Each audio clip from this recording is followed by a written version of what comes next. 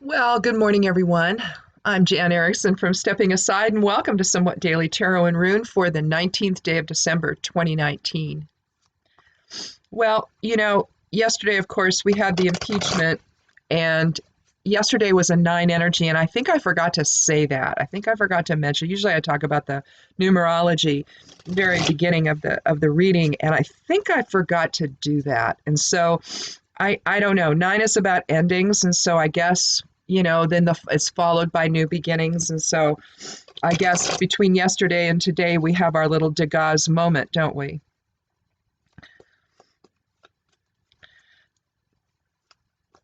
But we'll think about that. We'll see if there's going to be any kind of expression in the cards or the numerology, or maybe the geomancy might show that today.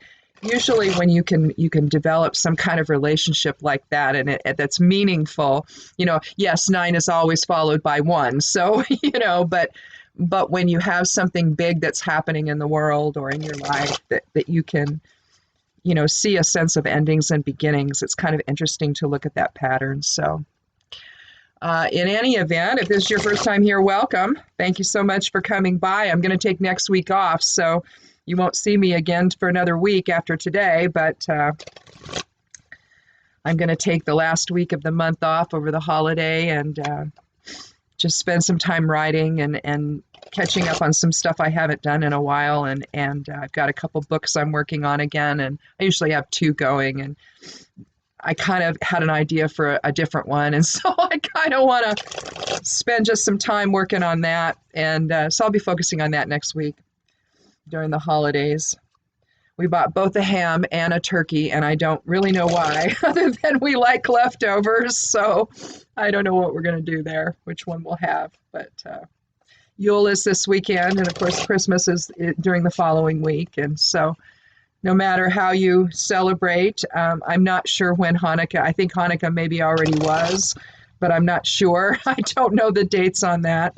But whatever you're celebrating this month, no matter what it is, try to find a way to come together with people, maybe people that you haven't seen in a while. So in any event, let's take a look at the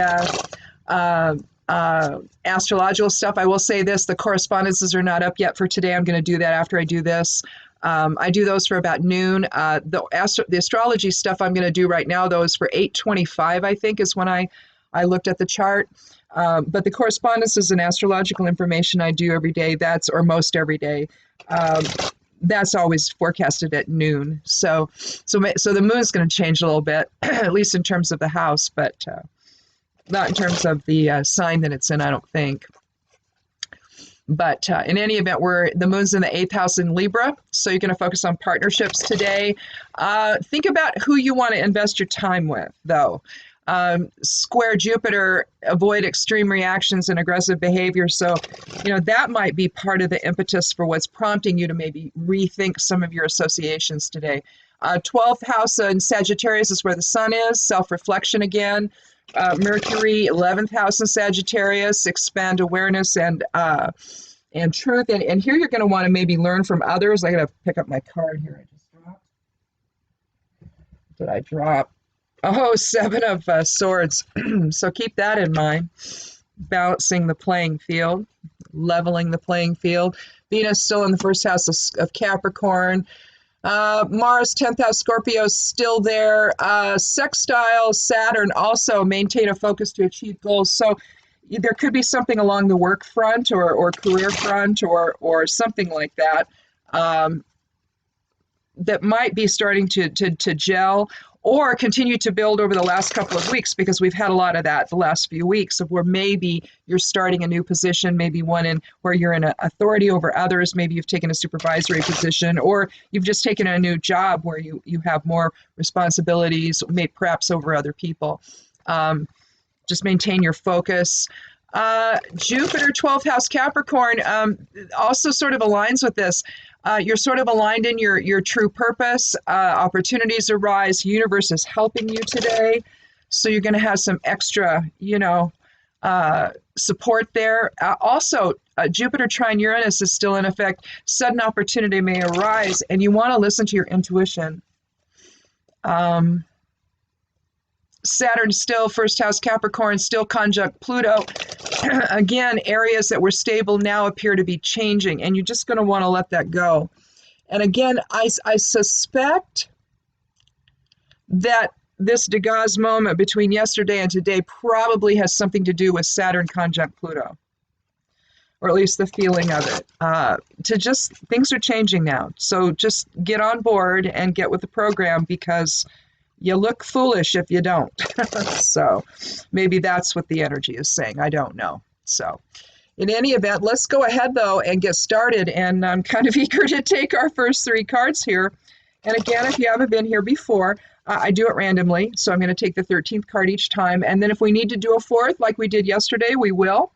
Then we'll draw a not a geomancy, but an Elder Futhark rune out of the bag. And then we'll end by drawing a geomancy rune. We'll throw down the 4 elemental discs here and see what we come up with, what rune we come up with. So anyhow, if you haven't seen geomancy done, I do a geomancy reading once a month at the beginning of the month. I do it for the whole month. Also, I do a tarot reading at the beginning of each month. So you can check those out. Also, I do the weekly Rune and Moon. If you haven't seen that, I do that on the blog over at imsteppingaside.com. I do that. That comes up on Sundays. I've also been doing a bind rune on Saturdays. Hopefully I won't have to do that much longer. But I've been doing a bind rune on Saturdays for folks. So kind of bind energies into a better place. So there's been that. You can watch for that too over on the blog. But let's go ahead and take our first 3 cards and see what we have for today.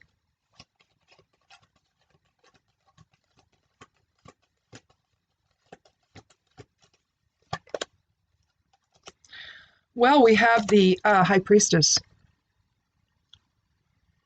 So we're going to start out with a card from the Major Arcana, a Soul Archetype card. Now we'll see how many more we get.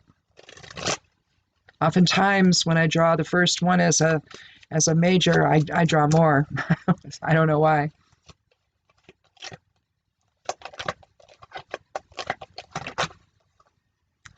10, 11, 12, 13. Boy, my cards are not working with me this morning at all. My hands are too soft. They have to have more friction on them. They can't be super soft. So it's like I choose the wrong hand lotion, and I don't know. I don't know. It's a 6 of Cups, shared purpose. So either my hands are not awake enough in the 8 o'clock hour to do this, or something. Maybe I need to wait till the 10.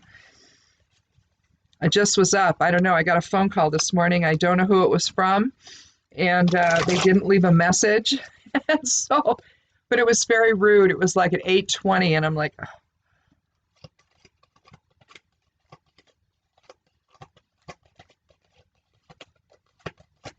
We stay up for Stephen's opening monologue and maybe some of Meanwhile on Stephen Colbert's show, and so I don't wake up super early anymore. I just don't. Here we have the 10 of Swords again, dawn of a new day. So okay, let's see what we have here. Well, I think what I'm going to do is I'm going to put the High Priestess in the center, and we're going to call her the significator or the focal point or something of this.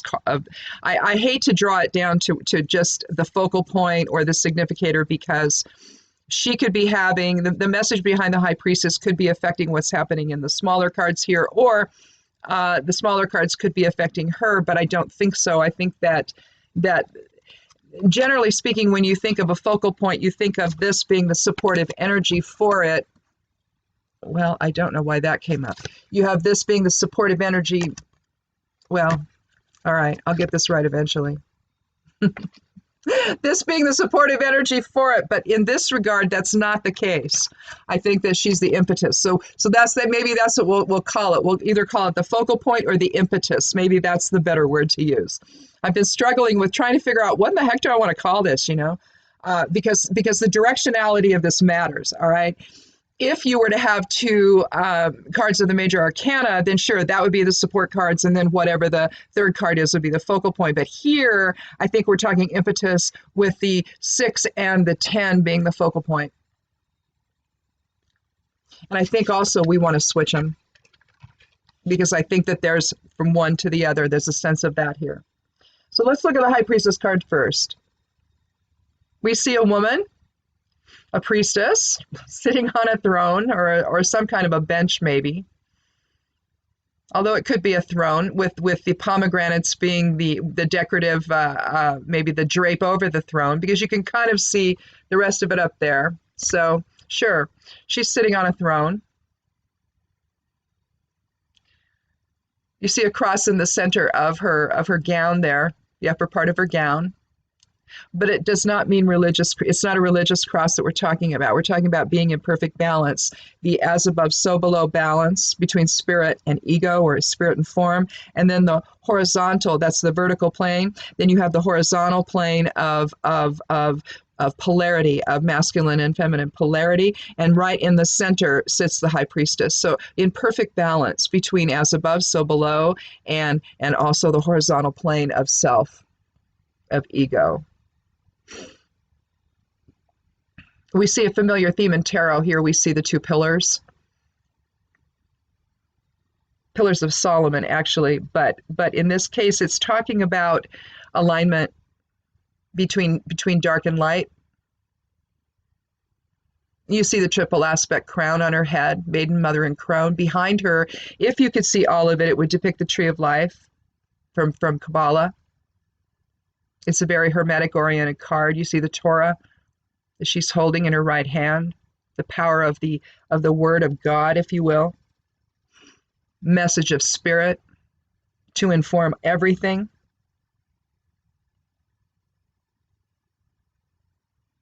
She has one foot on the crescent moon, slightly.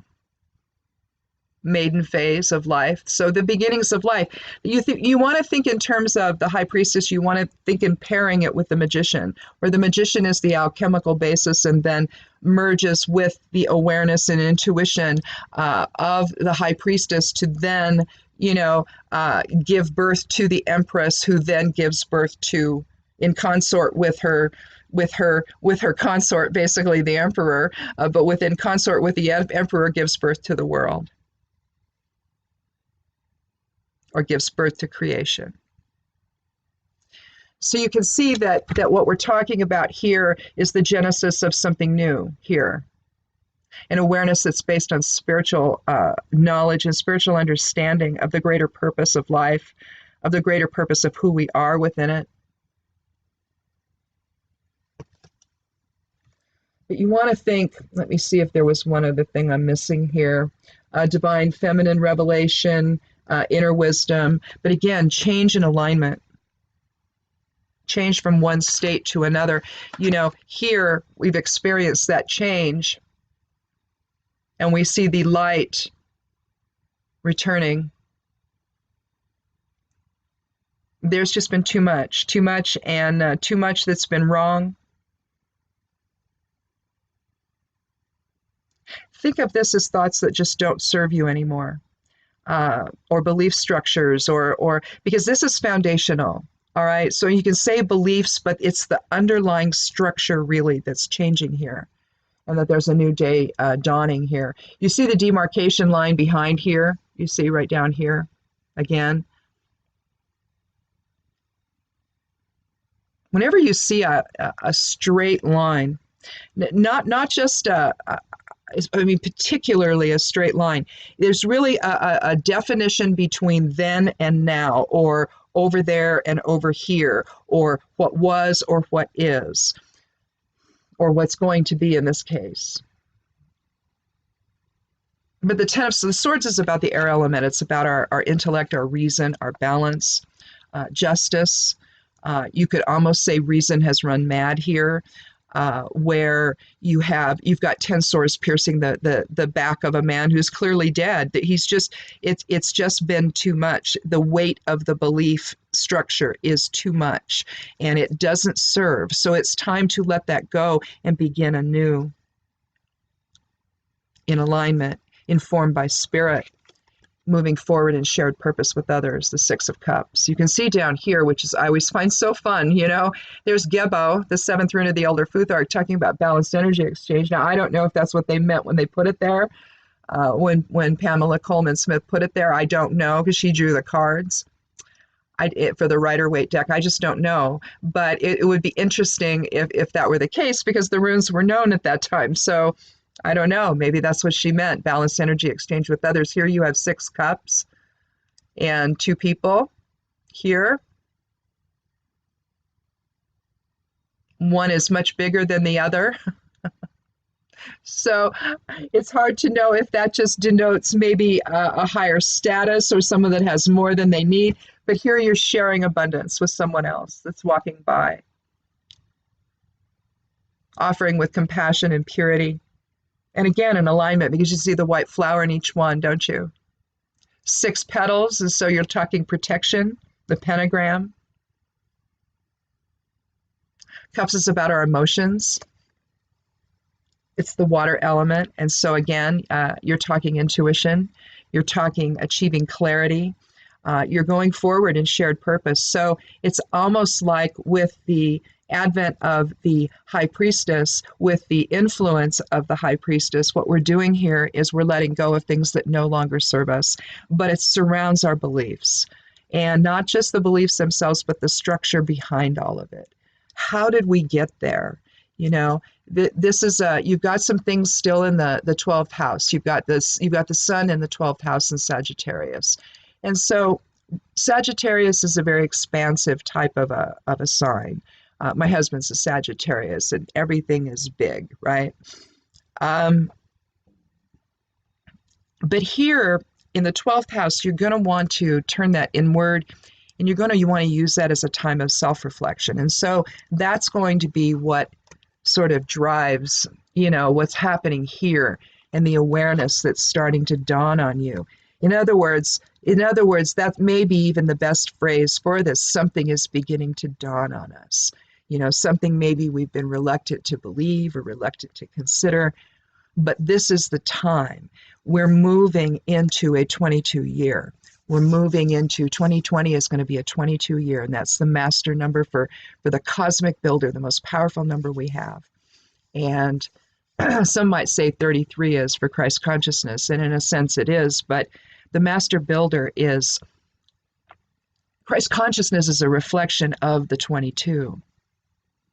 You know, the foundation, the structure that we need to let go of, and we need to change, and we need to move into something that's based on clarity and alignment in our true soul purpose here. You know, we talk about this being the time of ascension. Well, that's really what we're talking about. Not only to where we can choose, you know, where we ascend, you know, at some point we'll have that much control spiritually, and of our soul will have that much control over the manifestation. Right now, you know, ego tends to take our focus, and we focus there, believing that we are these bodies instead of understanding that we're the sole power behind it. All we did was focus down a small portion of that energy into these bodies. The rest of it still remains as it is in the unified field of consciousness where all of us reside together. That's where you get the notion of we're one. Well, yeah, we are. It's just these little bodies that make it a little bit hard to believe that. So I would suspect that what we're going to see is we need to get this through our heads, who we all are to one another, because next year we need to build something new. We need to either restructure our lives in concert with one another, perhaps a return to what we were, but make no mistake about it, there's going to be something major rebuilding next year. You know, from an impeachment standpoint, if you support impeachment, there's a reason you do so. You're looking at what. Well, let's do. I went straight to the geomancy. I'm just going to leave it right there. I forgot to do the rune, but I wanted to see what the fundamentals. I was talking so much about fundamentals here. It's like, oh, let's look at the geomancy rune. But if you understand why this happened. then you understand the problems of criminality that are happening. And we have to ask ourselves, and maybe that's what next year with the election is going to be all about. We have to think about who we are. And is this weird struggle that we're in with one another, is that serving a broader purpose? In my view, it doesn't serve any purpose at all. All it does is, well, other than the purpose of people behind the scenes that we don't know about, is furthering on their purpose, right? As they dismantle everything and make it so that they win, right? They get all the spoils, basically. And the rest of us, are just sitting here going, what happened? And how did it happen? Well, because there are people in place that are allowing it. That's why. And here, of course, I drew Degas. New day. Degas is the 23rd rune of the Elder Futhark. So you're talking of 5 energy. So you're talking about change. But it's the end of one phase and the beginning of another. I love the one rune master who says its energy at its saturation point becomes its opposite. I just think that is so cool. That's not mine. I never hang on to anything. I never tell you anything that and say it's mine if it isn't. So, but I want to draw this for you because I think that I'll use this one. I think. Yes. You never know which one works after a certain point. I just throw everything back in the same cup, which I shouldn't. I don't know why I do that. It's like, oh my goodness, the adventure of it all. Here we have Degas. As its structure, you have Isa on either side to terminate, bringing everything into alignment and focus. And what is the focused? Balanced energy exchange with others or within. So we're going to I'll draw the X right there in the middle so you can see it. There's Gebo. Again, balanced energy exchange with others, but it connects Laguz in all directions. This is going to be weird to draw.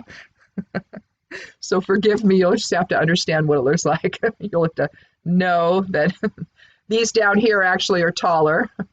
Just think those other two upside down. Laguz is about flow. It's the water element.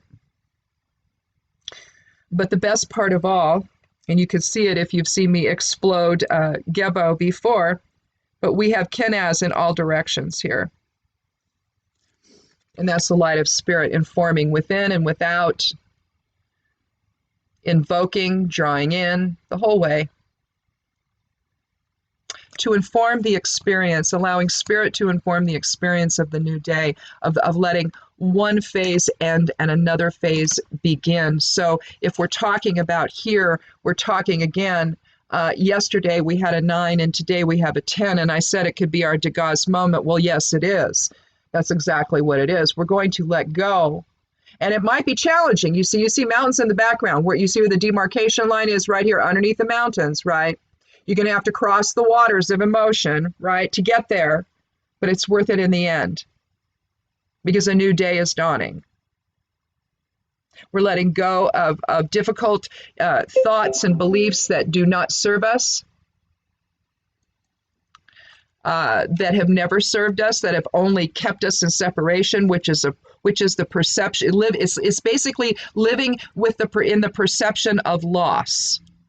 Anytime you see a separation between people that you're not supposed to be separated from, and that's all of us, by the way, if you think in terms of humanity being one disc, okay, a disc called humanity, everything is contained within that, isn't it? So within that structure, everything else other than you is the other side of self, is it not? If humanity, if we want to retitle that as self, okay?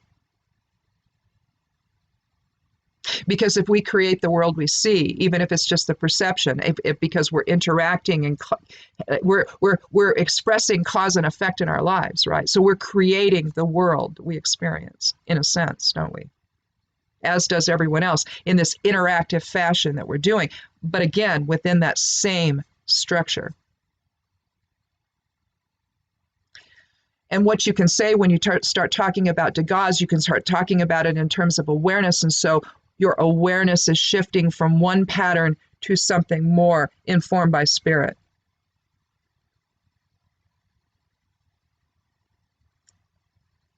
Sometimes we don't recognize evil.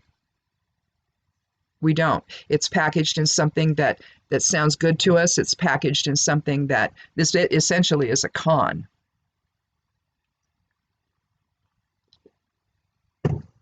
It's marketing. And we live in a marketing world where people want to sell us things.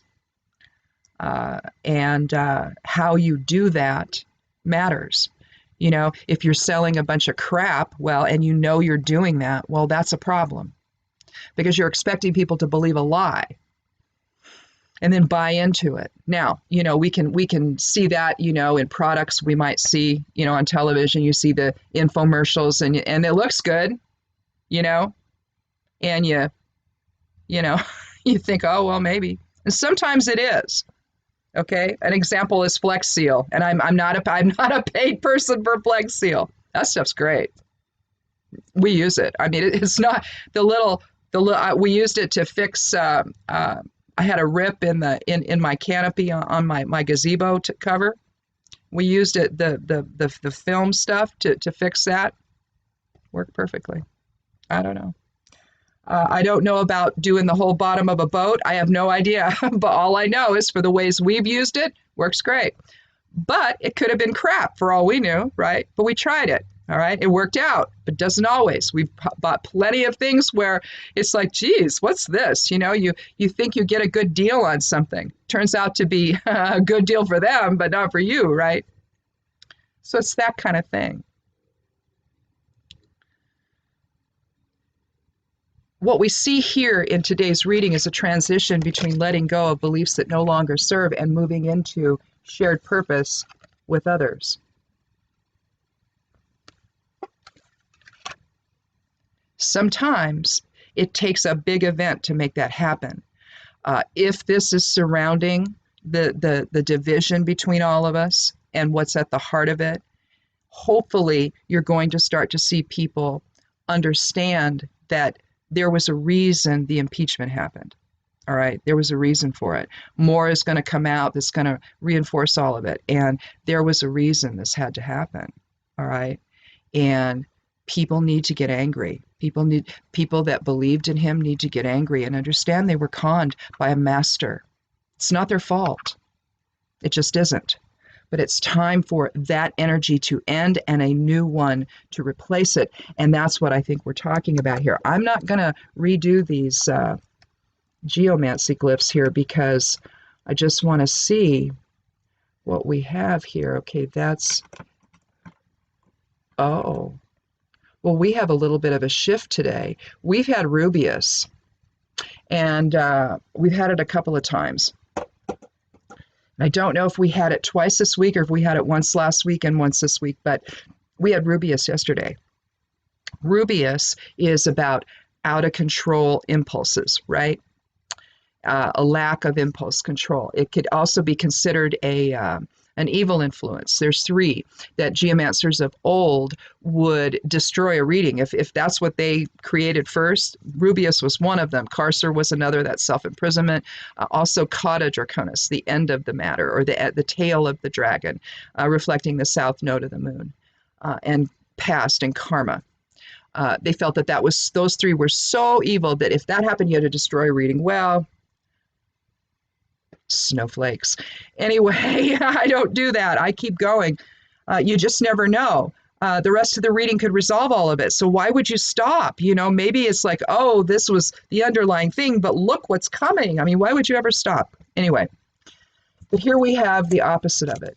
You know, geomancy really consists of 8 runes or 8 glyphs. But you look at their complements, and so now you have 16, right? Well, Rubius is the complement of Albus. And if you think Albus Dumbledore, and you think, oh, what a wise old man. Well, yeah, that's what this is. It's about sage wisdom. It's about letting spirit inform all of this and figuring it out that something has happened here. And you've gained a level of wisdom. We went from Rubius to Albus. There is your Degas moment, right? If you look at that as one thing, right? Again, we talked about this in the videos I did on the Kabbalion. The whole idea behind we tend to think of things as either or, as if they're separate. But the either or is part of the same structure, the bigger structure. They're two, in other words, they're just different by degree only. You have rubeus and you have albus, and they're different by degree only. They're part of the same idea of wisdom versus, you know, a lack of impulse control. You know, it's not that somebody who expresses rubeus doesn't have wisdom to them. They don't, doesn't mean they don't know anything. It just means that they're using what they know in a way that isn't helpful, right? So we've gone from rubeus yesterday to albus today, which is just incredible, surrounded by the foundation of Degas. And again, the Degas moment here of complete awareness, the light returning, and the understanding that we need to move forward in shared purpose together. We have an energy here of, let's see, 1, 7, and 9 of endings. So again, endings and beginnings, the Degas moment in our lives. As we're coming upon a 22 year, leaving the 3 energy of this year of mind, body, spirit alignment. Last year was an 11. So we have an 11, a 3, and a 22. I mean, how much better can you get for manifestation of something new in our lives? A realignment, a reassessment of things where we understand that the only way forward is together, the only way. And all of these dark, negative, demonic forces that are keeping us apart are just that. They're demonic.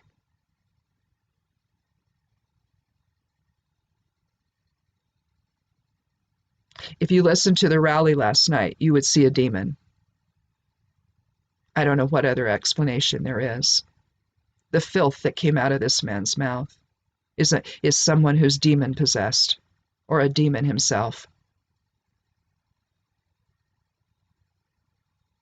You have to stand back with clear vision, with clear sight, and see what people see when they look at this and are so alarmed that what happened yesterday happened.